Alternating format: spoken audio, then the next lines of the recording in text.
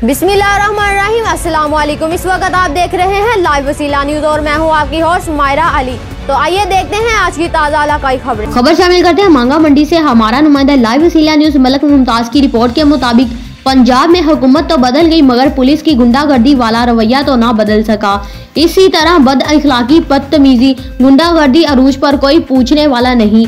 Road block होने के बावजूद पुलिस का कोई आला अफसर और ना ही कोई जिली इंतजामिया ने राब्ता करने की कोशिश ही नहीं की है। तफसीलात के मुताबिक मांगा मंडी में टैक्सी ड्राइवर को हलाक करने पर बुरसा का लाश को थाना मांगा मंडी के बाहर मुल्तान रोड पे रखकर पुलिस के खिलाफ एहतजाज। 3 घंटे से रोड ब्लॉक होने से ट्रैफिक जाम हो गई है, गाड़ियों की लंबी लाइनें लग गई हैं। 3 रोज कबल कार किराया पर ले जाने वालों ने मांगा नई आबादी के रहायशी असलम ड्राइवर को रकम के बदले अपनी मोटरसाइकिल दे दी कि हम 50,000 रुपए देकर मोटरसाइकिल वापस ले जाएंगे। लेकिन गुज़श्ता रोज मुल्ज़िमान थाना मांगा मंडी के सब इंस्पेक्टर हाफिज शराफत मियां के हमरा इसके घर आए और घर के बाहर मकतूल पर तशद्दुद शुरू कर दिया।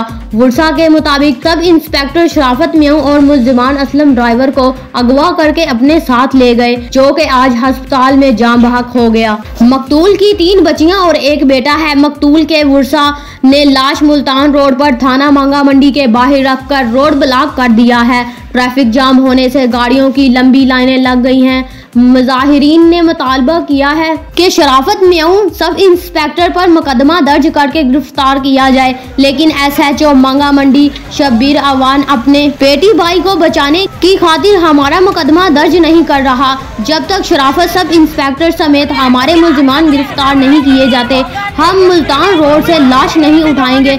SHO मांगा मंडी शब्बीर अवान और DSP मोटरवे पुलिस राव हसनात ने मुजाहिरीन के साथ मुज़ाकरात के नाकाम कोशिश की है। आखिरी इत्तला के मुताबिक सर्कल ड्राइवर की ASP ने बुरसा से मुज़ाकरात करते हुए कहा कि सब कुछ आपकी मर्जी के मुताबिक मुकदमा दर्ज होगा। ASP की यकीन दहानी पर तकरीबन 5 घंटे बाद ट्रैफिक बहाल कर दी। लाश को बुरसा अपने घर मांगा गाँव ले गए। अब तक के लिए इतना ही। मजीद खबरों और मालूमात की अपडेट के लिए देखते रहिए लाइव वसीला न्यूज।